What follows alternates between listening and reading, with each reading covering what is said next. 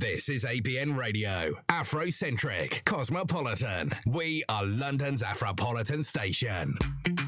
Hey, hey, see that? Feel it? Hey, hey, hey, hey, hey. See that? Whiz boy, oh yes, I spread some money. Oh my pino, baby. Fire. The chop on my lucky, the figure. I desire. Oh my pino, baby. Fire. Kudo gala, one color for me.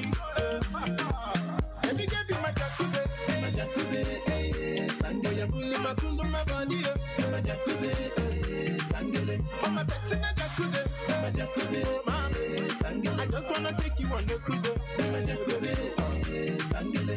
Oh my little micha, dancing ya Vurugawa. Oh my little micha, dancing ya Parugawa. Oh baby, me looking so beautiful. It's driving me crazy. Oh no, big up, but I know medical. She they kill me. Oh na na.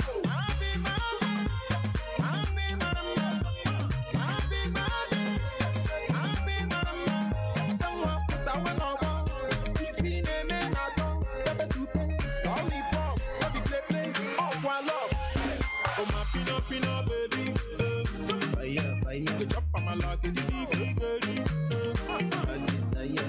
Oh my pino, baby. Fire. Kudo gala, one color for me. Let me give you my jacuzzi, Sangaya, pull my body, my jacuzzi, Sangaya. Oh my best in my jacuzzi, I just wanna take you on the cruise, my jacuzzi, Sangaya. Talk so much, but good they drop for days. You like how my book you holy always. The way you do me, they make me crazy. Oh gosh, I promise to give you the things I beg. Oh gosh, my love no be counterfeit. I didn't tell you the truth, me I can't stop it. I didn't tell you my love no be mistake. Oh, my love no the answer shit. I didn't tell you my love no be counterfeit. The way you bust my brain, I didn't bounce on it. I didn't tell you my love no be mistake. Oh, I don't fall for the mistake. Oh, my pino, baby. Fire. The chop on my lucky, the figure. I desire. Oh my pino, baby. Fire. Kudo gala, one color for me. Let's go.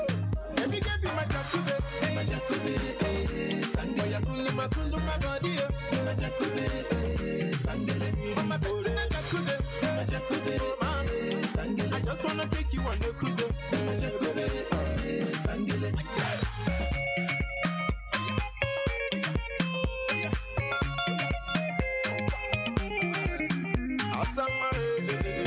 I don't say you sabi the thing when they cool my body. So wait.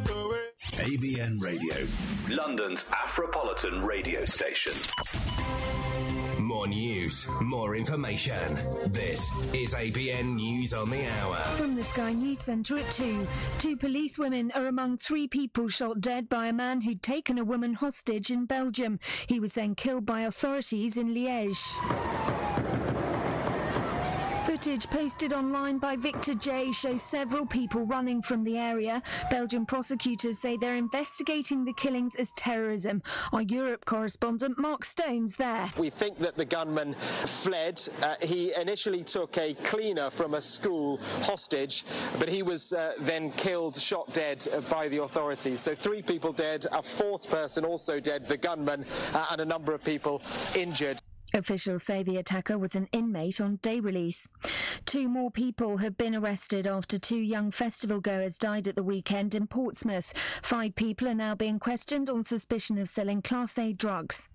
It looks like talks between North Korea and the USA are back on. Donald Trump says a top official from the secretive country is on his way to New York to discuss plans for a bigger meeting. A man whose mother and sister died in the Grenfell Tower fire has described the moment he helplessly waited on the phone as they died. Ahmed El Gawi shared his last conversation with his younger sister Mariam. She started fading away from me, rather rapidly, but she kept going all the way until she was no longer audible. She started to mumble, started banging the floor, and then finally no longer responsive. Personal testimonies of the 72 victims are being heard as part of the public inquiry into the disaster. In sport, England forward Raheem Sterling has defended his new tattoo of a gun on his leg, saying it has a deeper meaning as his father died after being shot. Anti-gun campaigners want him dropped from the World Cup squad. And British number one Kyle Edmund's underway in the first round of the French Open. He's taking on Australian Alex de Minaur at Roland Garros. That's the latest. I'm Elizabeth Secker. The Discourse on ABN Radio, engaging our community with discerning conversation. Join me, Esther Alade, on The Discourse, where we will be redefining perspectives with authentic analysis. Join The Discourse from 7 a.m. to 10 a.m. on ABN Radio. This Friday and every Friday on ABN Radio, London's Afropolitan radio station. Eastwood Anaba Ministries presents Partners Impartation Retreat London, Saturday, 2nd June 2018, 10 a.m. to 1 p.m. at the Hilton London Paddington, 146 Pride Street, London, W21EE. Speaker is Reverend Eastwood Anaba. Call 07958 758959 to register or visit eastwoodanaba.com. It's the Partners Impartation Retreat with Reverend Eastwood Anaba. Don't miss it. Consider that life wasted. Consider the heart ripped out of a family. Consider the potential never realized. Are these the things you consider when you carry a knife? It's not about street cred. It's about staying alive. Drop that knife. Save your life. What do you like for breakfast? Well, it depends what mood I'm in. If I'm happy, I like a little bit of porridge with banana because I'm feeling healthy. If I'm in a... Me, I like a bit of fruit. Nice apples, sliced apples. I love banana. A cinnamon and raisin bagel, some scrambled eggs, and a... I say nice English bit.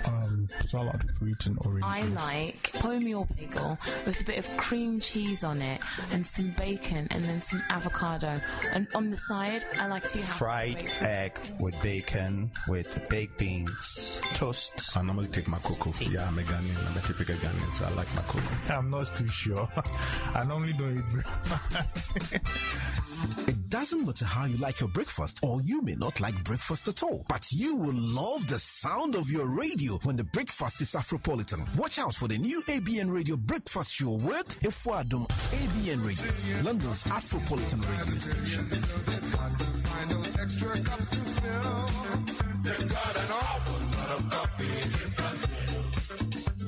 Yo, what's going on? It's your boy UG Official. And right now, you're tuned into ABN Radio. Make sure you don't touch that dial. Stay tuned.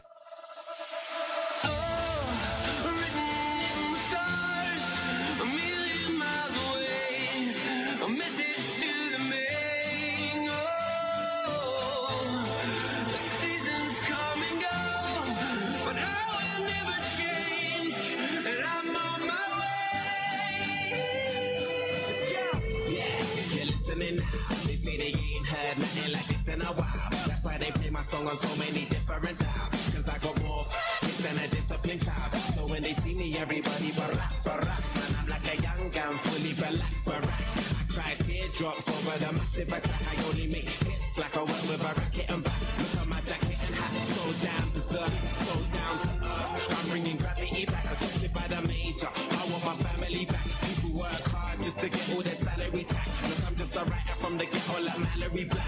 Man, where the hell for the sanity at? Damn, I used to be the kid that no one cared about. That's why you have to keep screaming till they hear you out.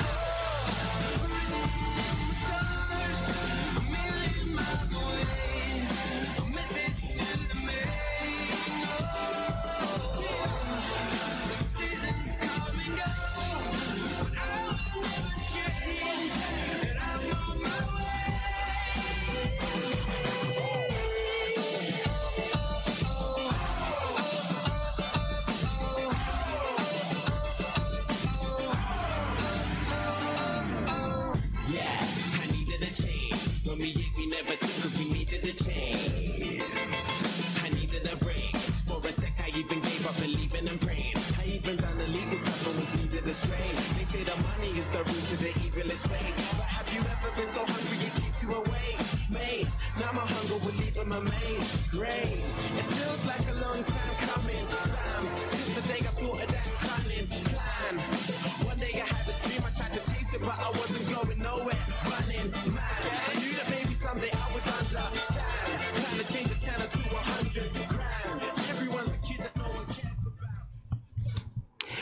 A very good afternoon to you and welcome to London's Afropolitan station ABN Radio UK on a wet, cold, rainy Tuesday afternoon down South London.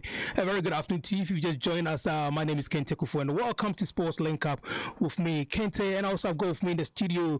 Look, guys, I've got my main man back. Kris Whitham is back in the house. Kris, a very good afternoon to you, mate. Good to be back. Good to be back. Mostly to the two gentlemen in the studio with me, and of course to all our listeners. Thank you for tuning in again. I must say it's a pleasure to be back in the ABN studio. It feels like I'm home again. We're happy to have you back. We're happy to have you back. It's like we've missed you. I've missed being here. I've been doing my other endeavours, but I know. Wrap that all up now, and I'm back. You're back again. All right, and I also we have from in the studio Abu Bakar Kamara. Abu, a very good afternoon to you, man. How's it going? Good afternoon, Kwame. Right. Happy. Look, we've got a packed show coming up today, guys. We've got a packed show coming up today. Plenty to talk about. Plenty to talk about today. Coming up on the show today, we shall be crossing over to speak to our African sports expert, Ahmed Adel Osman, to get the latest on the injury that the Egyptian goal machine, Mohamed Salah, suffered in Kiev when he clashed with Sergio Ramos. And also we shall be staying on Merseyside to speak to one of our sports journalists in regards to the threats the Liverpool goalkeeper, the German goalkeeper Loris Karius have received from a couple of the Liverpool public and also the fans at large. And also staying at Liverpool, we shall also be talking about the future of a couple of the Liverpool players. It seems that Liverpool have started their recruitment really early by bringing in a couple of good players to replace the one that they might probably be getting rid of. So Abu will be on hand to give us the latest on the transfer updates, which player comes in, which player goes out of the various clubs. So, and Fulham Football Club is back into the big time. Sorry to cut you there, but congratulations to Fulham. That was a huge bit of news that came out over the weekend. I do apologise to speak over you there, Kente, but I was so delighted for Fulham. So delighted for Fulham, despite being a QPR fan, but I totally understand. I mean, the main question this afternoon, Kris, have they got what it takes to stay in the Premier League? So we're going to ask the general public to pick up the phone and give us a call on 0208 191710708 or 0208 6707300. Or they can even WhatsApp or text us on 0788747590. And also, Kris will be giving us all the updates, all the boxing updates. Tyson Fury have got somebody lined up already. So Kris will be on hand to give us all the updates. And also, we shall be crossing over to Ghana to speak to our leading sports journalist, Baaba Tandoh of the Multimedia Group. It's another face we're missing from the studio. No, to get the updates. It's a day of comeback, Sister Rain. Everyone's coming inside now. I know, to get the latest update on the alleged corruption charges that have been entangled. I think it's going on for quite a long time. The Ghana Football Association, couple of the leading members are in trouble, so we shall be crossing over to Ghana to speak to Baaba Tandoh to get the latest updates on what is going on there. All this and more coming up right after this. Keep locked in.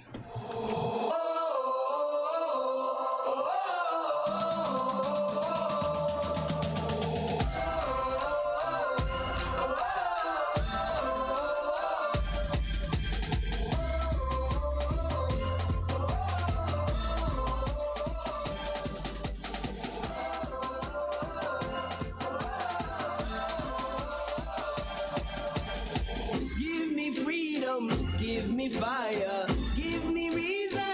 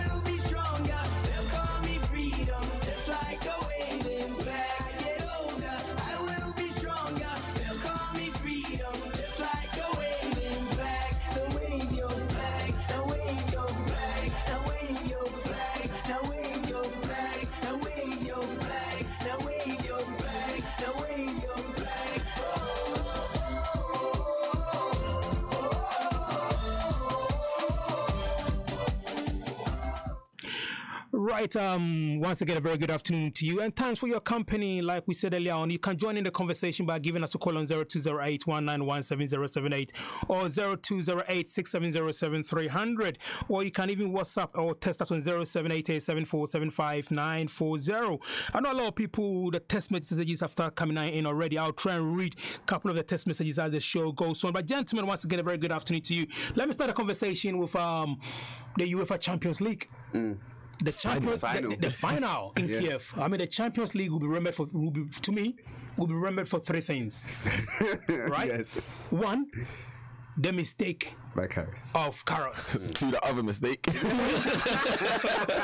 the other mistake. And three, the perfect, incredible, that was sensational goal from what's his name? Gareth Bale. Talk about topping. And also, most importantly, the injury to the Egyptian playmaker, Mohamed Salah. Let me start with you, Kris, because I've missed you. You are back in the studio again. I've had enough of Abu. Let me put it that way. Do you think, I mean, about 40,000 people, no, 200,000 people have signed a petition to UEFA or FIFA asking them to punish Sergio Ramos. Do you think it's fair enough, or do you think, you know what, it's part of football? I mean, I feel like people get a bit petition happy these days. Everyone's just writing petitions for everything. But putting that aside, I do think that people have a right to be upset about what happened to Mo Salah. I mean, first and foremost, it's gutting for any player to receive an injury any time in their career, let alone so close to a major tournament, and let alone when you've been an absolute goal machine and in fantastic form like Mo Salah has all last season right through consistently, proving Mourinho wrong once again. Yes, indeed. But to be honest, I just had another little look at the challenge. If you're watching on YouTube Live, you would have seen me wince slightly when I realised that Ramos did kind of keep Mo Salah's arm in a clinch. Really tight. Now, I'm not saying that he intentionally injured Mo Salah, but I definitely think that a UEFA panel needs to have a look at that challenge, because to me it looked like he could have done a lot more to ensure the safety of his fellow sportsmen, and he didn't do that. And it actually says in the rules somewhere, I believe, that it is your duty as a professional to look after your professionals on the pitch, whether they're on your team or not. Yeah, indeed, I totally agree with you on that, Kris. Abu, what you got to say to that? Well, yeah, I just echo what Kris just said. I think so. I kind of said it all day. Yeah, because literally, the challenge, you look at it and you can see Ramos clinch his arm. Whether or not it was intentional or what, but I think it was gamesmanship. He knew this is their best player. If you can get him hurting a little bit, maybe he didn't want to injure him to that extent, but if you can hurt him a little bit and make him not give 100% of his game, then you stand a better chance of winning it. And eventually he did take him out, and it was a huge blow to Liverpool as well. I don't think the petition is a bit.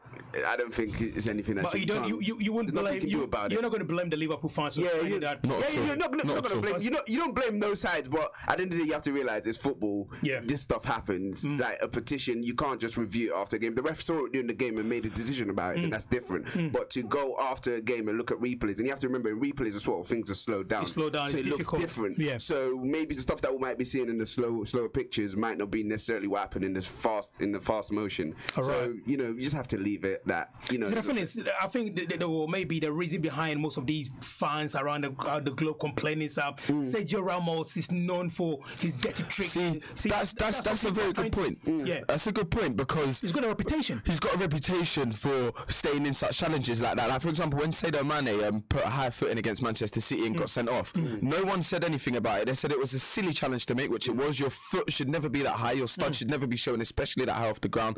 But everyone I wouldn't say they brushed it aside, but he served his 3-match ban, and that was it.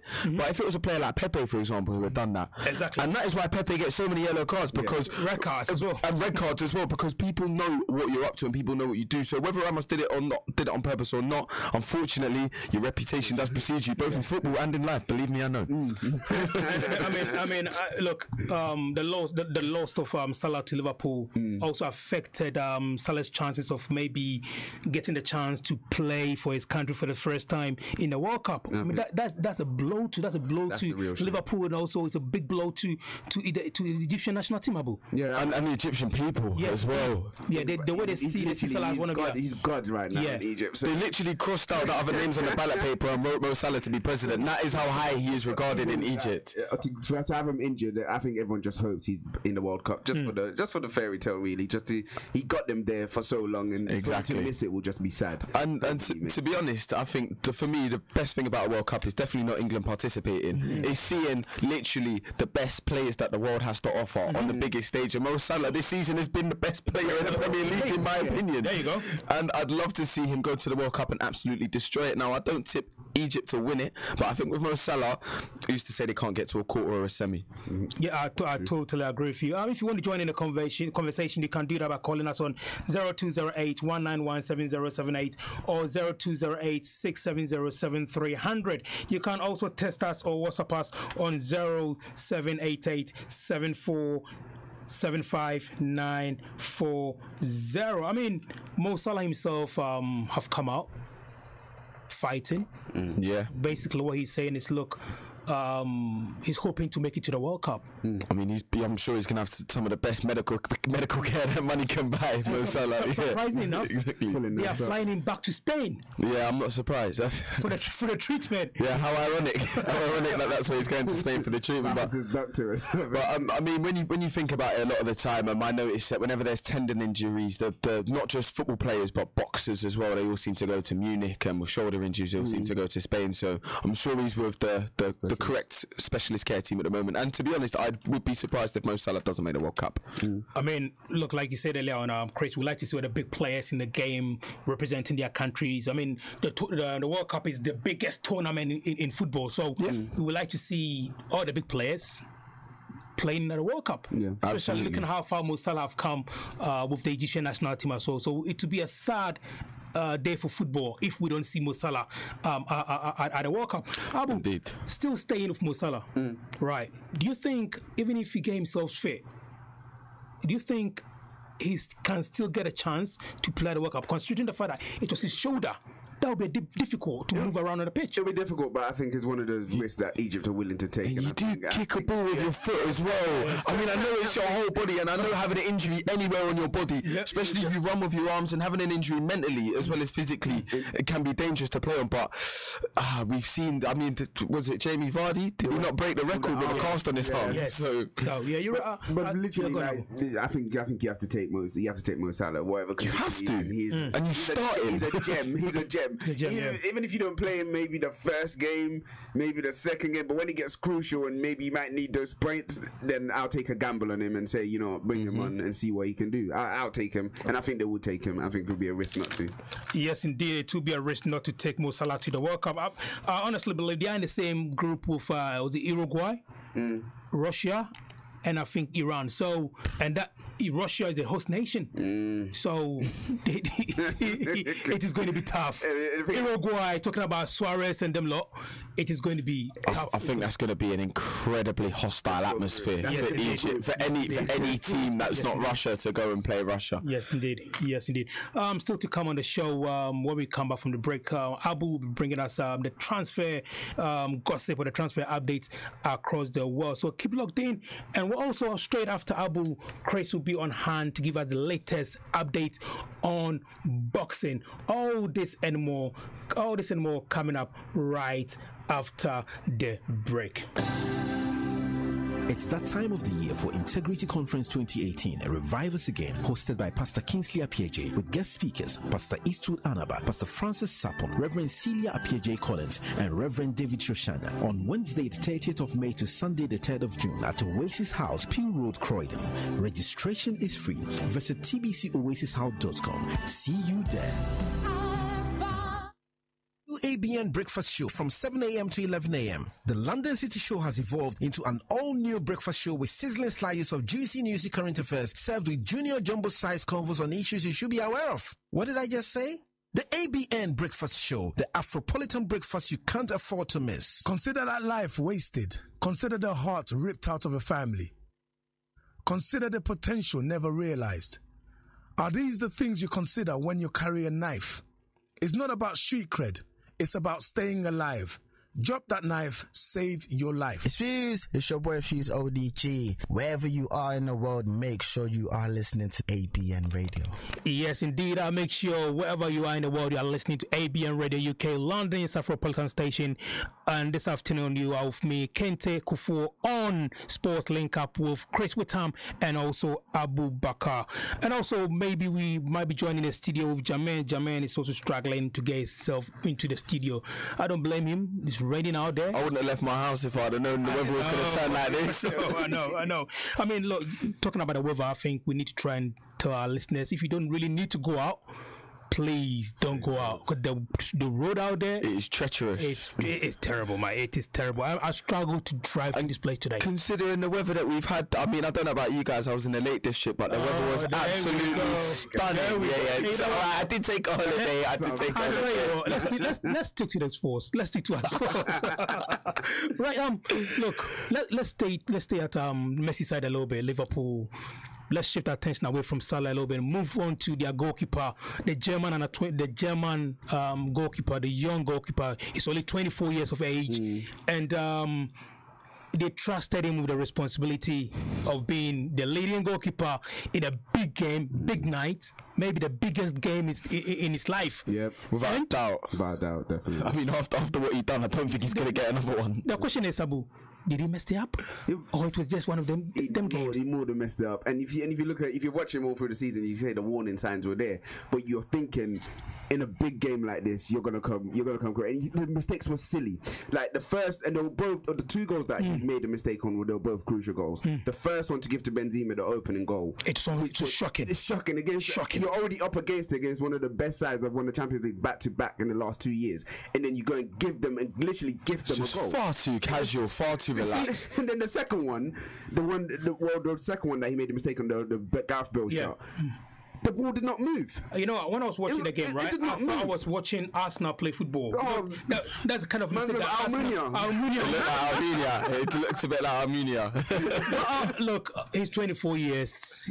There's no excuses for that. There's no excuses for that. I know 24 years is too mature to be in the game anyway, but the death threat or the threats that he's been receiving, that is out of order. I understand what it's like to go to a football game and lose it on a player making a mistake, and I know what that feels like to be in a football game and make a mistake. It's horrible, but I do not believe that any player deserves any kind of death threat because of a mistake that was made on a football pitch. I mean, I'm just going to cast your mind back to David Beckham when he made that mistake, when he kicked out.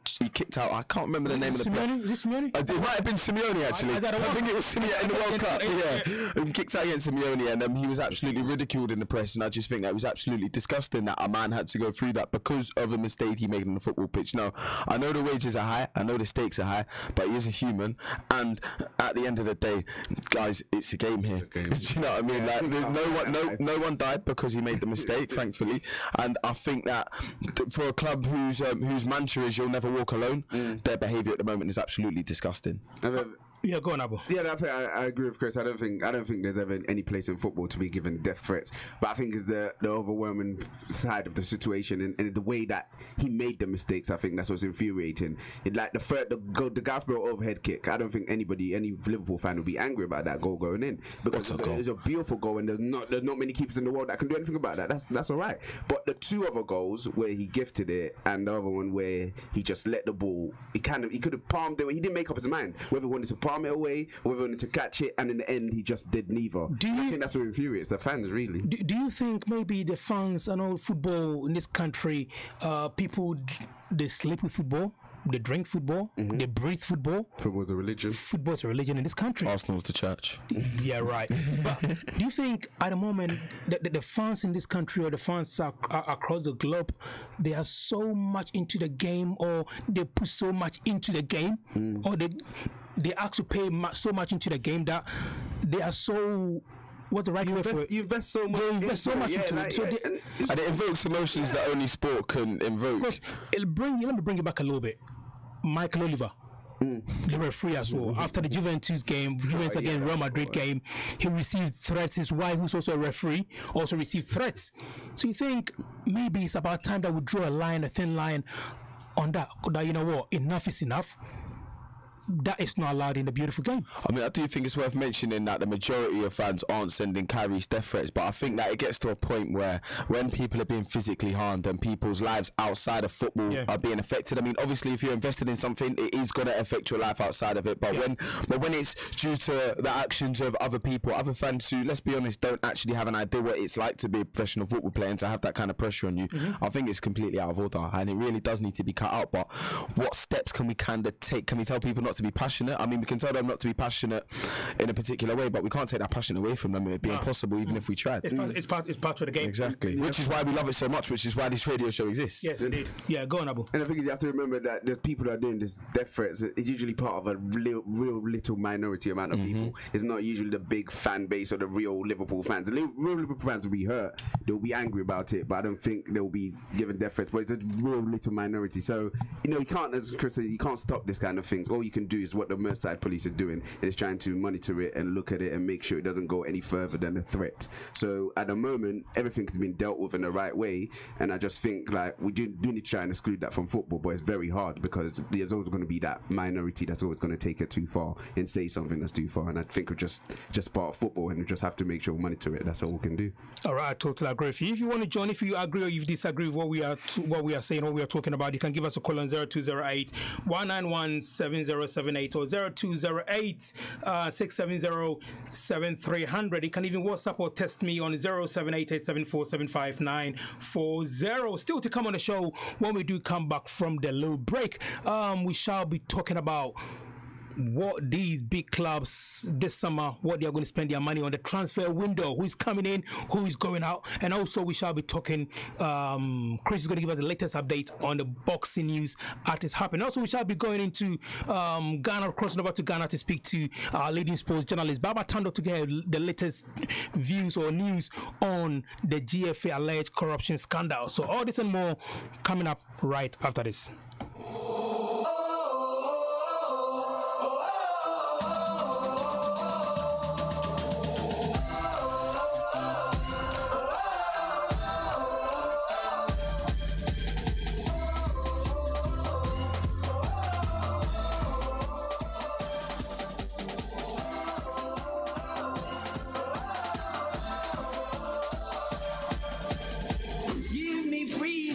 Give me fire, give me reason, take me higher. See the champions take the field now. Unify us, make us feel proud. Right, welcome back to London's Afropolitan Station. Welcome back to ABN Radio UK. This is Sports Link Up with me, Kente, Kufuor, and I'll go with me the studio, Abu Bakar, Kamara, and also Kris Whitham joining us again. Kris Whitham is back in the studios for us again, which to me is a blessing to us. Abu, what have we got coming up next? Oh, we've got a lot coming up, and we're going to be looking at the transfer activities of the clubs in the Premier League, and we're going to start off with Liverpool, who obviously yesterday made a very important signing in Fabinho, who's about from Monaco. From Monaco, wow! They made £44 million, and he's arrived. An interesting one in that deal is that Arsenal did try to hijack it in the weekend, but Fabinho did turn it down because I think the deal was already thrashed through with Liverpool, and so he decided to join Liverpool. And sticking with Liverpool, Fekir from Lyon is also another option that they are looking at this summer. Wow, okay. But it's still very difficult because the president of Lyon is saying they don't think they can get it done before the World Cup, because I think they're trying to drive the price up on it if he plays well in the World Cup. So that's another one to look at. Smart move. And then talk. Yeah, really smart move. Yeah. Unless he has a bad World Cup, then it goes down. then talk about the bad goalkeeper situation. We talk about Karius. Yeah. From Liverpool. You'd be interested to know Liverpool are looking at Roma's goalkeeper. Alisson. I'm not surprised. So they're looking to try and possibly put in a bid for him, but nothing's been confirmed yet. But rumours are that they are looking at him. And moving on to Manchester City, there's transfer activity this summer. We're hearing that Mahrez is closing in on a £75 million move to Manchester City, and apparently he's very high up in their list of players that they're trying to get done this summer. And also a player that they're looking at is Napoli's Jorginho, who's had a brilliant season, the winger, and they put a £39 million bid, which is being rejected by Napoli because they're looking for more, and they're trying to get a bidding war going on between Man City and Chelsea for him. And then moving on to Manchester United and their transfer activity, they're looking at Fred from Shakhtar, who's reportedly worth about £44 million, and they're looking to put in a bid for him, and apparently the interest is very high on this from Manchester United and the player. and also Willian from Chelsea is a possible bid that Man United could be looking to do this summer. We know Mourinho loves the player and is very interested to bring in to reunite with him again, as he did with Matic. All right. And Jack Grealish is also another one Man United will be looking at, but that's just rumour at the moment, nothing concrete on that. But apparently Man United are looking to bring in Jack Grealish at some point this summer. And moving on to Arsenal, who has, well, loads of rumours so far. But Socrates Papadopoulos is about to be confirmed this week, according to rumours and according to the BBC. To join Arsenal? Yeah, to join Arsenal. So that's going to be confirmed this week, according to loads of respected journalists, that it should be confirmed. And so is Stefan Lichtsteiner from Juventus, the right back. He's also looking to be confirmed this week. He was at Arsenal's training ground this past week, and they were showing him around, and apparently that's another deal that's going to be confirmed this week. And Arsenal also looking at another centre back, a young centre back, Turkish centre back, Emil Forsberg from Freiburg in Leipzig, that's fine. A winger, £50 million bid, and apparently this is actually very true, and the rumours keep growing day by day, and this could possibly happen, and I think it's an exciting one actually. Okay. And for the Turkish centre back, which one I was meant to talk about before, €35 million Karga Senaku from Freiburg, and he had a great season, and apparently he's going to the World Cup as well. And Spurs are looking at Christian Pulisic from Dortmund, good player, and also we're trying to figure out what's going to happen to Bale, Ronaldo and Griezmann. Where will they end up this summer, as all three players have put their futures up in the air. Abu, thank you very much. I'm sorry to just cut you off there, because we've got our leading African sports football expert on the line joining us, and he hasn't got much to go on, so let's quickly bring him in to find out exactly what's going on, and a quick update on Mo Salah's injury. Ahmed, a very good afternoon to you, man. How's it going? Good afternoon, Kente. How are you, my friend? We're good. Sorry to keep you waiting. Let's quickly just go through this ASAP. $1 billion lawsuit to FIFA or to UEFA, 200,000 petition signed, like all against Sergio Ramos. What is going on there? Okay, well, let's start off with the lawsuit, which is, in my opinion, one of the most embarrassing things to ever happen in Egyptian football. To even bring this court is an embarrassment. I don't think anyone's taking this seriously, Kente. I think it's just a bit of news, just a bit of anger and frustration from the Egyptian people in terms of what Ramos has done to our star man and Liverpool star man, and probably the best player in the world at the moment, Mohamed Salah.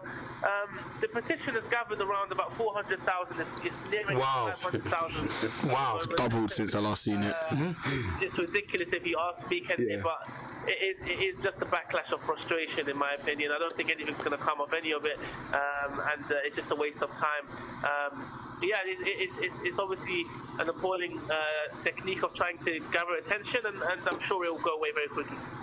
So what is the latest on Mo Salah himself? Mo Salah, what's the latest on him?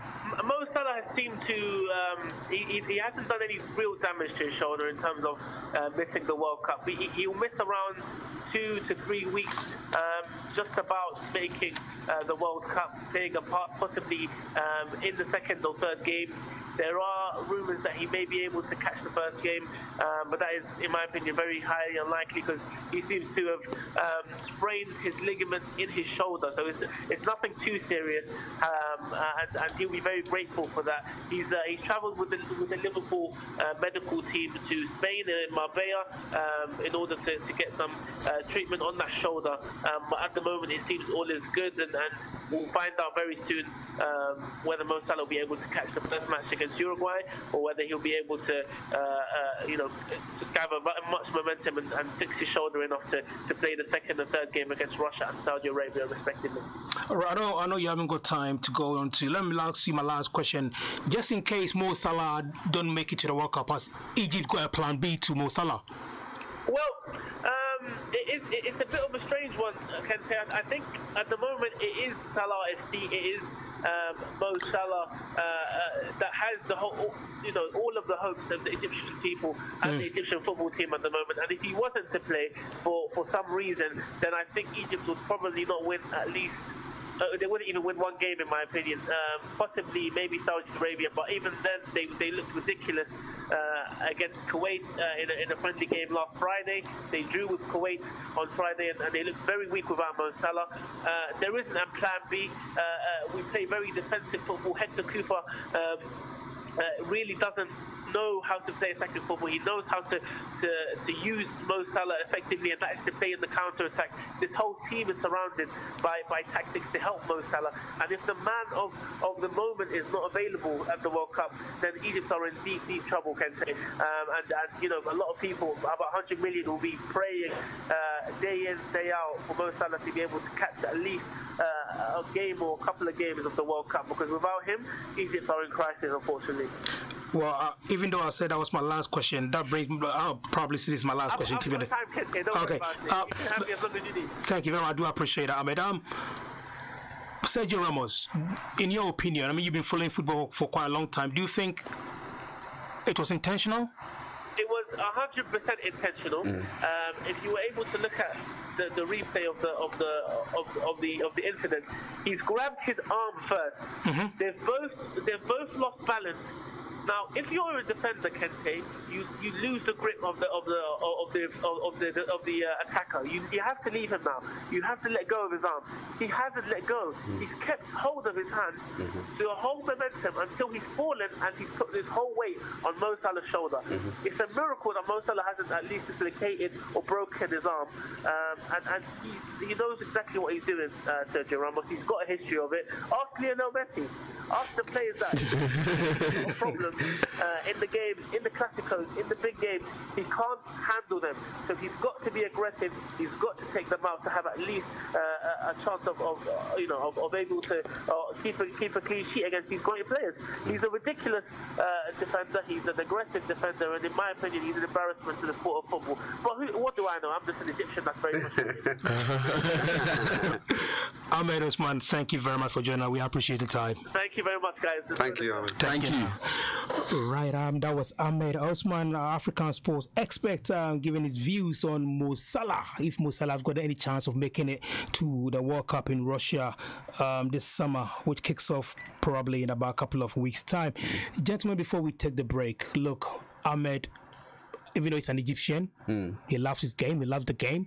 He's giving his views on it, but he's got some decent points in there. He's got very strong points, and I agree with him on all of them. I think the assessment of the tackle and how he analysed. He's giving us a different view to it. And it's true that he did clinch onto him, and he didn't let go. Yeah, naturally you do let go when you both lose balance, but he made sure he stayed in contact until he had his whole weight on him and on his shoulder. So yeah, I do agree with him, and I think he made a very, very valid points, really. Yeah, go on, Chris. You were saying something? No. Oh, okay. So I was giving you back your pen. Sorry. so you think maybe UEFA need to do something about it? No, as he said when he opened up, was that he doesn't think anything will be done about it. The petition to him is useless because it's just people venting, as he put it. Like, I'm just paraphrasing, but that's what he said. So I don't think anything will come of it because it's football, as I said, and stuff like this happen. And whether your opinion might be different to my opinion, but at the end of the day, it's not conclusive to say Ramos set out to do it. So for a board to come together to make that decision is going to be very difficult. So I don't think anything is going to come of it, as he said, that nothing will really come of it. And I think we'll just have to move on and hope Salah gets back for the World Cup.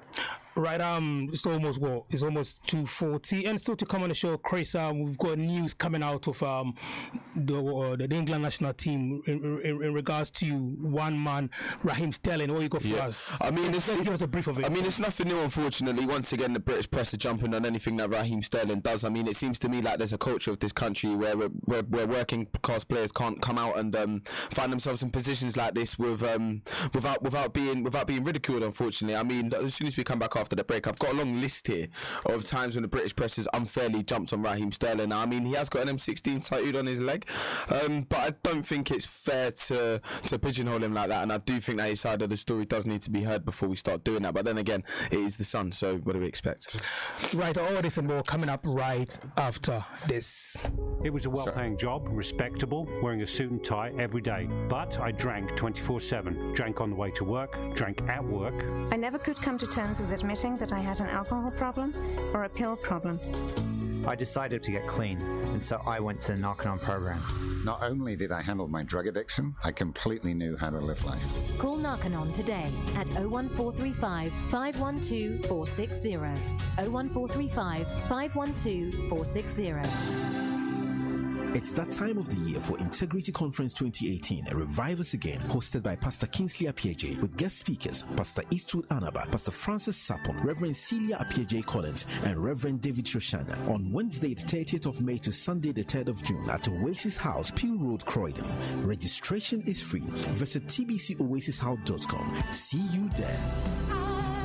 Tune in to the new ABN Breakfast Show from 7 a.m. to 11 a.m. The London City Show has evolved into an all-new breakfast show with sizzling slices of juicy newsy current affairs served with junior jumbo-sized convos on issues you should be aware of. What did I just say? The ABN Breakfast Show, the Afropolitan breakfast you can't afford to miss. Consider that life wasted. Consider the heart ripped out of a family. Consider the potential never realized. Are these the things you consider when you carry a knife? It's not about street cred. It's about staying alive. Drop that knife, save your life. It's Fuse. It's your boy Fuse ODG. Wherever you are in the world, make sure you are listening to ABN Radio.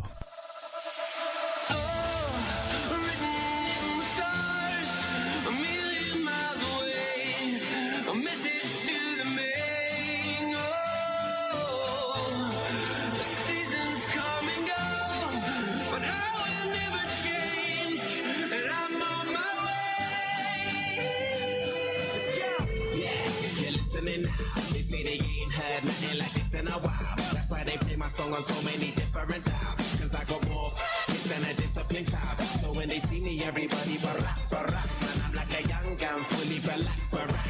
I cry teardrops over the massive attack. I only make hits like I work with a racket and back. Look at my jacket and hat, so damn berserk, so down to earth. I'm bringing gravity back, adopted by the major. I want my family back. People work hard just to get all their salary tax. Look, I'm just a writer from the ghetto like Mallory Black. Man, where the hell for the sanity at? Damn, I used to be the kid that no one cared about. That's why you have to keep screaming till they hear you out.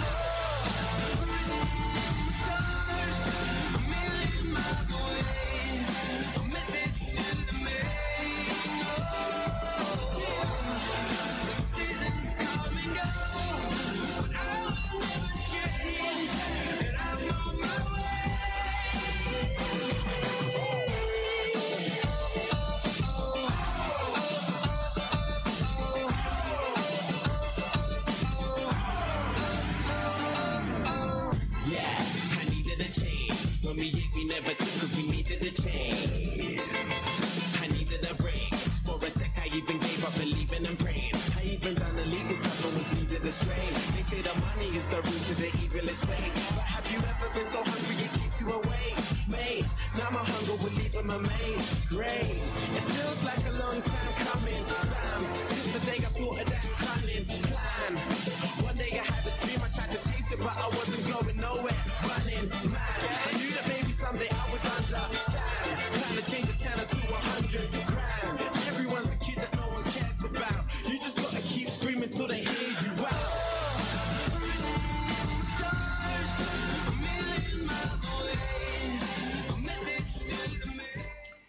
Yes, indeed, it was written all over the stars that we will be here today with Sports Link Up with me, Kente, Kufuor, and also Abu Bakar and Kris Whitham joining us again. Once again, Kris, good to see you. Let me just quickly bring our dear listeners up to speed with a couple of international friendlies that was played yesterday. South Korea won their game against Honduras 2-0. Kenya won against Equatorial Guinea 1-0. Nigeria, who are going to be England's next opponent in a friendly at Wembley Stadium, they drew 1-1 against Dr. DR Congo. Let me put it that way, DR Congo. Turkey won their game against Iran 2-1. Italy won their game against Saudi Arabia 2-1. Portugal also drew their game 2-2 against Tunisia, one of Africa's hopeful in the World Cup in Russia next month. And also France won their game against Ireland Republic of Ireland 2-0. And USA also won their games against Bolivia. They won that game by 3-0. Adele. Right, let's quickly jump onto the England national team. Kris Whitham, what have you got for us? See, now, as I said just before the break, once again, the media has started a smear campaign against Raheem Sterling. And as I pointed out, it happens a lot with working class players. I mean, I do think there might be some kind of underlying racism from the British media there, and I will say that live on there. But I will point out at the same time, Wayne Rooney had the exact same thing coming up. You're labelled a brat, you're labelled a footy idol for absolutely no reason. I mean, it's not the first time that the press have jumped on Raheem Sterling's back. I mean, there was the time when he dared to eat breakfast after missing out on Young Player of the Year. There was another time when he had the audacity to have a dirty car. One time, the cheek of him, he actually flew back from holiday on EasyJet. How dare he? And this is the worst one. He even bought his mother a sink. And these are all times the British press have labelled him a brat, and for spending the money which he earned fair and square. I mean, I don't think it's... I mean, I will actually point out that he has got an M16 tattooed on his leg, and I mean, if there is a time then the British press are going to get onto him, I would say that this would be it. Is it the finish? I'm not sorry to cut you off, but to have an M16 assault rifle tattooed on you on the side, I mean, he's come out to defend it. I mean, he has come out to... He's a role model. See, now what he said, because I've got a few tattoos myself, and if you look at my tattoos, a couple of them look downright ridiculous. Is any of them gun? None of them are guns. There you go. None of them are guns related. However... he's basically in the public eye. He's in the public eye, and he has to be aware that everyone is going to be looking at him, and he needs to know that people are going to have smear campaigns against him. However, it is his body, and he is free to do what he wants with it. And I'm just going to read out what he put on his Instagram. It was when I was 2, my father died from being gunned down to death. The 23-year-old said, I made a promise to myself I would never touch again in my lifetime. I shoot with my right foot. It has a deeper meaning. And he's also pointed out it's not finished. Now, as I mentioned a moment ago, some of my tattoos look absolutely ridiculous until I explain them to you, and you're like, oh, actually, that makes a little bit of sense. However, like you say, none of them are guns. I'd like to see the finished article, to be completely honest. And I just think cover it up. Yeah. Let's cover it up, Raheem. Put it somewhere where where they wouldn't. It's not. Thank you, Abu. I'm looking at it now, and like football socks are fairly long, and I know you could cover that with a football sock. And like David Beckham, he said he was uncomfortable playing in long sleeves, but some of his tattoos might have offended some people. You know, with a Christian cross and religious symbols that maybe some people might have said were distasteful for him to have on his body. So we covered them up. Yes, indeed. I think Raheem Sterling should do the same thing, because, like you say, he's a public figure. He's in the public eye. However, I do think that with the whole campaign that Raheem Sterling, bearing in mind that the instances I read out are only a few. They're only a handful that I've picked out. I do feel like we need to have a look at why Raheem Sterling is smeared by the press, especially just before a major tournament. Look, Abu, before I come back to you, Abu, like Kris, you've just said, if you want to see Kris tattoos, you can just log on to YouTube. Go on YouTube. Go on YouTube and you see what Kris is talking about. Right, I've got a duck on my right wrist. All right. let me come to you, Abu. Raheem Sterling, he knows that the press is definitely going to pick up on that. Especially we've got a World Cup around the corner, and most importantly, he's won the Premier League. He's scored decent goals. He was very integral to the side as well. Got quite a lot of assists as well. I think loads of people are failing to. He done well. He done really, really well. He done really well. That does not give him the audacity, or sorry to use wrong words here, but it does not give him the chance to put. And it's not even a small tattoo, Abu. It's huge. It's massive. It's a very big tattoo. And I agree. I think he should have put it somewhere where he could cover it. And even though he did put it somewhere he could cover it, he didn't cover it. And that tells me that maybe he wanted people to see. Because for you to make it that blatant, because you know you're at England training, there's going to be cameras everywhere. So the first thing that they're going to pick up is a new tattoo on your leg. I'm going to point out as well that the picture in question was posted on his Instagram by him. So it's not like a press officer has snapped it and put it on the front page of the Sun. He has almost put himself in the firing line, if you will. He wanted people to see it. Yeah, for sure. I think he's most probably, maybe it's a opposite reaction to the media's reaction to him, in terms of, you're always going to put me on blast and I'm going to show you I don't care. Yeah, exactly. And I'm going to do what I want. And obviously, it's just a bit distasteful, because you don't want young kids looking at it. But at the same time, it's like, as Kris says, you have to also expect that as a human being, you have to have the right to express yourself in how you want, whether people might like it or not. And there's been loads of characters like that in the sporting world that you might not necessarily agree with what they do, but it is them. And as long as it's within the laws of the game, you can't really stop them from doing what they want to do. But I do agree that I think he should have put it somewhere where it could have been hidden. If I was in charge of Man City's press or England's press, I'd be like, absolutely no way can you have that tattoo visible while you're representing your club or your country. And I think it's worth pointing out as well that Raheem Sterling's from the St. Raphael's estate, where gun crime has been a major problem as well. And coming from someone who's from around the area, I do see the distasteful side to it. However, I'm a firm believer if it's his body, he should do what he wants with it, but cover it up. That's what I was saying. Talking about covering up, you don't. The World Cup is just around the corner. You don't really need all this drama around the national team. Yeah, you don't need all this attention. The press are going to pick up any little things like that. Should we not look at the press? I'm thinking, do they really have a problem with it so much that if Gareth Southgate haven't said anything, all the important people haven't said anything, they haven't really reprimanded him or said anything about it. So I just think, say Jordan Henderson got that tattoo. Would the son have jumped on it so quickly? It wouldn't be the same reaction. Not a chance. I agree with you. I think. Let me stop right in. Will Jordan Henderson put the tattoo like on himself? But if you said to me a week ago, would Sterling do it? I'd be like, no, surely he's got to be smarter than that. I'm just saying, I do agree with that. I think there's a thing with that they do. It's not so much about even being black. I think it's a minority thing. Yeah, it's a class system. It's a class system, and I think it happened with Wayne Rooney.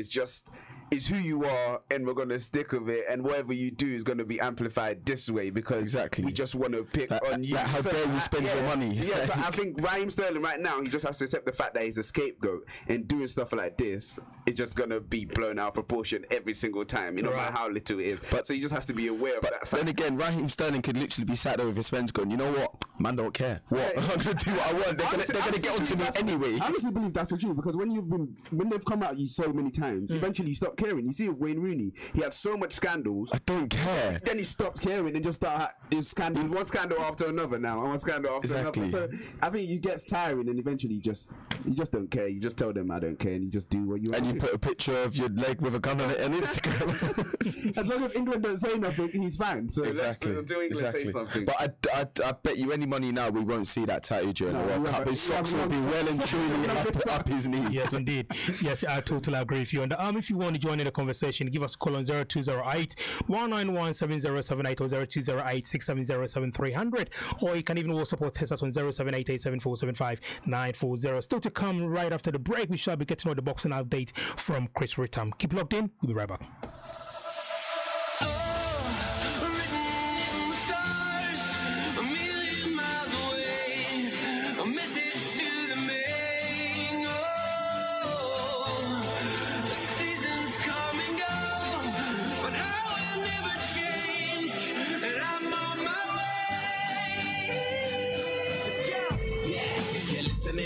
They say they ain't heard nothing like this in a while. That's why they play my song on so many different dials. Cause I got more hits than a disciplined child. So when they see me, everybody barracks. Man, I'm like a young gun, fully black. I cry teardrops over the massive attack. I only make hits like I work with a racket and back. Look at my jacket and hat, so down berserk, so down to earth. I'm bringing gravity back, adopted by the major. I want my family back. People work hard just to get all their salary tax. Look, I'm just a writer from the ghetto like Mallory Black.